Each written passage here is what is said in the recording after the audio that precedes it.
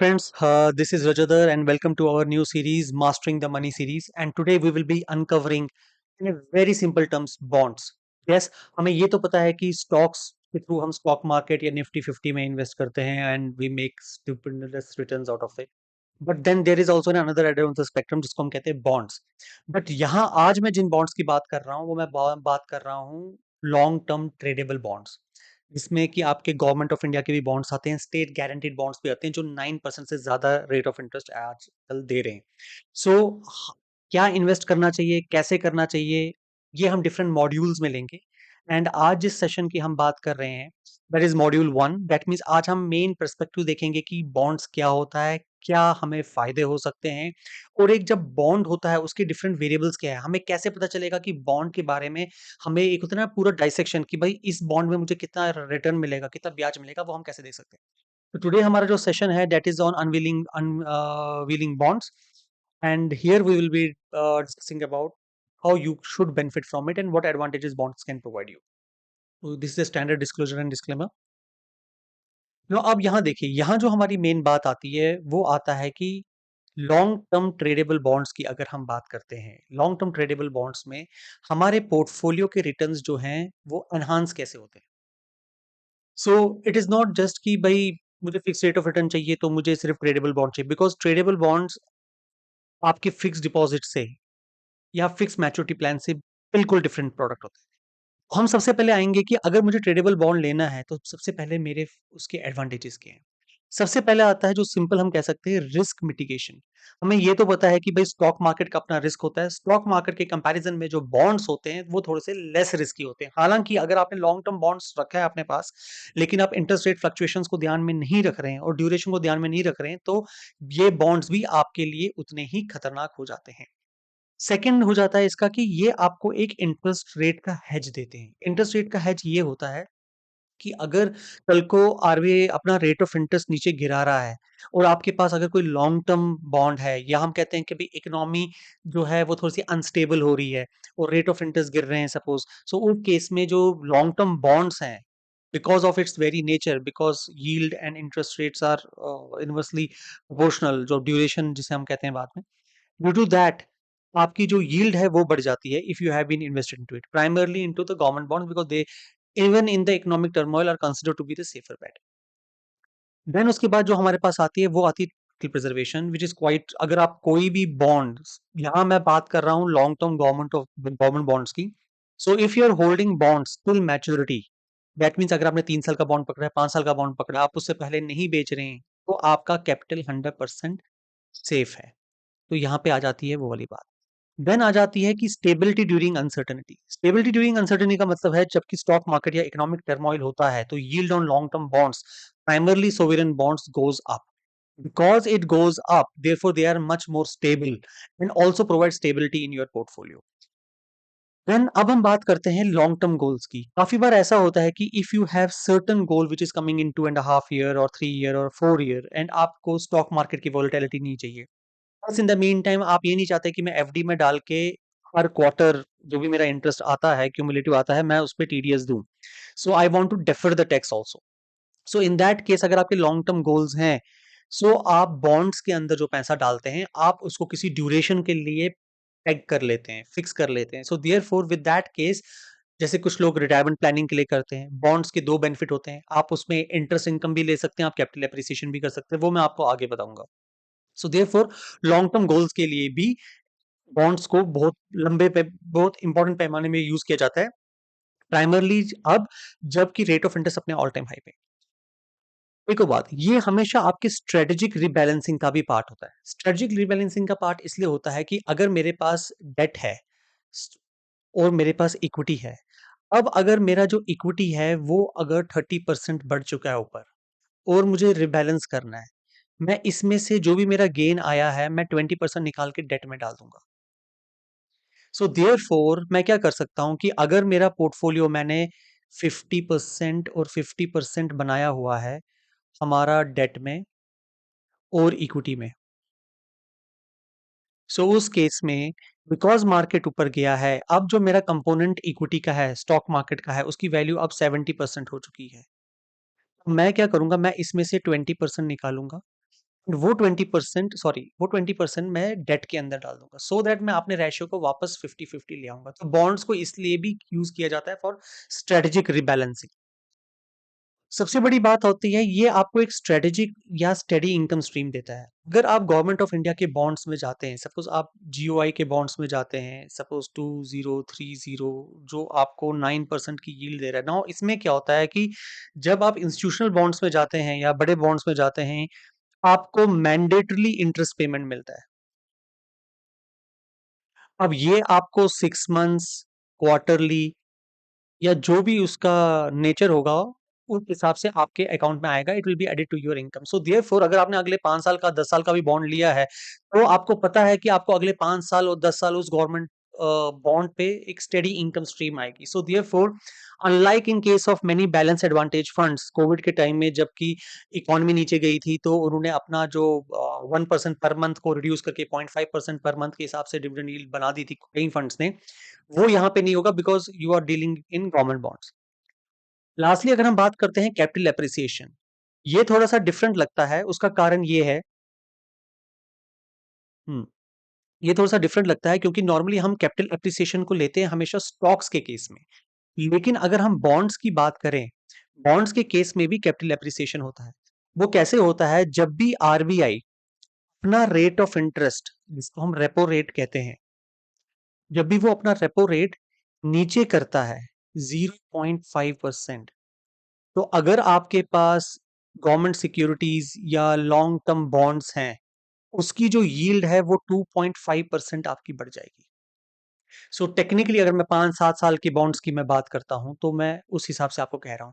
So that means अगर आपका bond 8% दे रहा है और रेपो रेट अराउंड 5% नीचे आ गया, तो 10.5% की आपकी यील्ड उन बॉन्ड्स में आने लगेगी। So therefore capital appreciation का फॉलिंग इंटरेस्ट रेट सिनेरियो में बहुत ही इंपॉर्टेंट रोल होता है, बहुत ही इंपॉर्टेंट रोल होता है।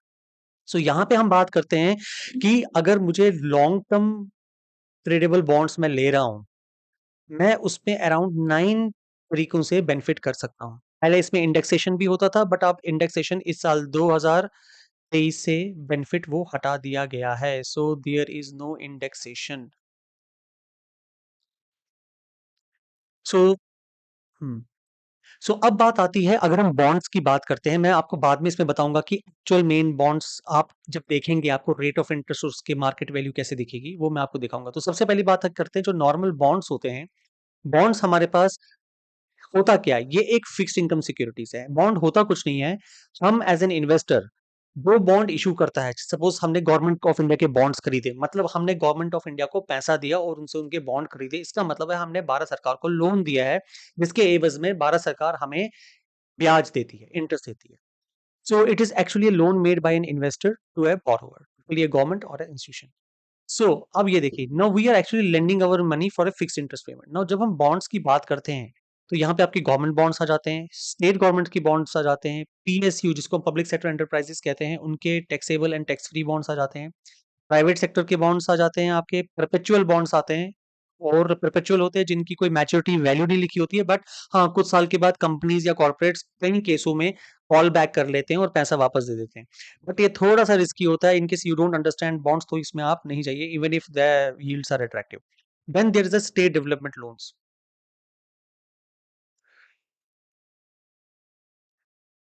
देन एक्चुअली अब यहाँ पे जो बात आती है, अब हमने ये तो देखा किस टाइप के बॉन्ड्स हैं, लेकिन जब हम उन बॉन्ड्स की बात करते हैं, हमें ये भी देखना होता है कि इसके की कंपोनेंट क्या है। सबसे पहली बात है कूपन रेट, 9.8%। इसका मतलब है जयपुर, राजस्थान में जयपुर विद्युत वितरण, ये भी गवर्नमेंट एंटिटी है। जब इसने ये बॉन्ड लॉन्च किया था, इसे कहा था ये 30 मार्च 2031 तक जाएगा। तब उन्होंने इसका कूपन लाया था 9.8%। रेटिंग इसकी ट्रिपल बी है। इस केस में अगर आप देखेंगे, यहाँ कैटेगोरिकली लिखा है इट इज अनसिक्योर्ड। बाकियों के केस में आप यहाँ देख रहे हैं, यहाँ लिखा हुआ है सिक्योर्ड।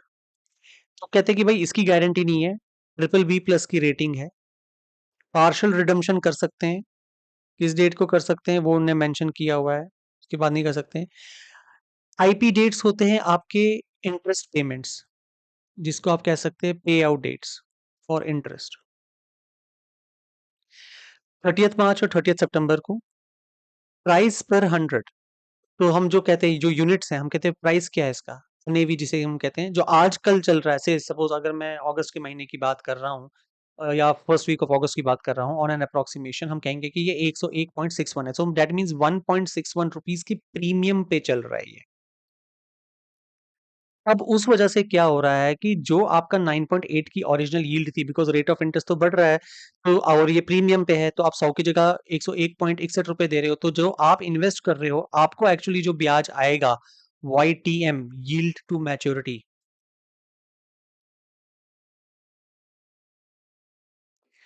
जो आपको यील्ड टू मैच्योरिटी है YTM, वो आपका 9.5। और मिनिमम जो है आपको 3 बॉन्ड इसमें खरीदने हैं, और एक बॉन्ड की वैल्यू है नियरली 80,000 रुपए। सो दिस इंटू 3 कर लेंगे तो उस हिसाब से, अगर हम इसी चीज में नीचे आते हैं, आप यहां देखेंगे 9.9% का एक बॉन्ड है। ये कौन सा है? ये है आंध्र प्रदेश का स्टेट बेवरेज कॉर्पोरेशन, 9.62 की रेट ऑफ इंटरेस्ट पे इन्होंने लाया हुआ था। AA प्लस रेटेड है, सिक्योर्ड एंड गारंटीड है। इसका जो रिडेम्पशन है, इन्होंने लिखा है कि आप 28 फरवरी 2031 के बाद आप इसको रिडीम कर सकते हैं। इंटरेस्ट ये आपको 28 फरवरी, मई, अगस्त, नवंबर को देता है। अभी जो ये चल रहा है 10.30 पे चल रहा है। 9.90 का आपका यील्ड टू मैच्योरिटी है, और 60 लैक्स इज द क्वांटम जो अभी अवेलेबल है। सो जो फेस वैल्यू है वो आपकी 10 लैक्स है। सिमिलरली कुछ केस में होता है कि आप मल्टीपल्स में इन्वेस्ट कर सकते हैं। सो देयरफॉर अब आपको यहाँ एक चीज देखनी है, अगर आप इन सब चीजों में देखेंगे, रेट ऑफ इंटरेस्ट और इंटरेस्ट पेमेंट मैंडेटरीली आपको मिलेगा। देर इज नो ऑप्शन जहां पे अगर आप कहेंगे कि नहीं मुझे इसमें से क्यूमुलेटिव चाहिए। सो अगर आपकी इनकम की दरकार नहीं है, अगर आपको जरूरत नहीं है इनकम, सो अगर आप इसको लेंगे तो आपकी टैक्स बिल बढ़ेगी। तो इसको अगर आपको फिर भी लेना चाहते हैं, आप SDL, स्टेट डेवलपमेंट लोन्स के जो म्यूचुअल फंड्स होते हैं, म्यूचुअल फंड्स के तहत ले सकते हैं, ताकि आपको मैंडेटरीली इंटरेस्ट पेमेंट का जो उससे जो टैक्सेशन होता है उससे आप बचें, और रेदर आप डेफर करें टैक्सेशन टिल यू होल्ड। हालांकि आप तो वो भी इनकम में आ जाएगा, बट जब तक आप रियलाइज नहीं करेंगे गेन, तो तब तक आप उसको पे नहीं करेंगे। सिमिलरली अगर हम यहाँ डिफरेंट स्टेट्स का देखते हैं, जैसे यहाँ आंध्रा का आ गया है, मेघालय का आ गया है, यूपी पावर का आ गया है, so on and so fourth. So these are the key component. सो जब भी आप कोई बॉन्ड खरीदते हैं, आपको ये नहीं देखना है, ये आप ये 9.8 नहीं देखेंगे, आपको जो ब्याज मिलेगा वो आपको मिलेगा 9.5। सो आप 101 के रेट पे जब 9.5% आपकी एक्चुअली यील्ड होगी, अगर जब ये लॉन्च हुआ था तब आप लेते तो आपको 9.8 मिलता। एंड इसका मतलब क्या है, यहाँ पे आप कहेंगे ISIN क्या है? ISIN एक यूनिक कोड होता है, जिसकी वजह से आप इसे ट्रैक कर सकते हैं डीमैट ट्रेडिंग फॉर्मेट में, because these are tradable into the stock market. So this is how it happens. या so friends, thank you so much. This is the way the normal bonds have to be looked into. ये module 1 था। Module 2 में मैं आपको ये बताऊंगा कि अगर रेट ऑफ इंटरेस्ट बढ़ेगा या घटेगा, उस हिसाब से बॉन्ड्स में क्या चेंजेस आएंगी, बॉन्ड प्राइसी होगा या बॉन्ड लॉस में जाएगा, कैसे होगा, कि पोर्टफोलियो में बॉन्ड्स का रिस्क कैसा रहेगा, और अगर आपको पोर्टफोलियो स्ट्रक्चर करना है उसमें बॉन्ड्स को आप प्लेस कैसे करेंगे, वो आने वाले मॉड्यूल्स में हम आपको बताएंगे। सो this is Rajat signing off. Thank you so much. Have a great day.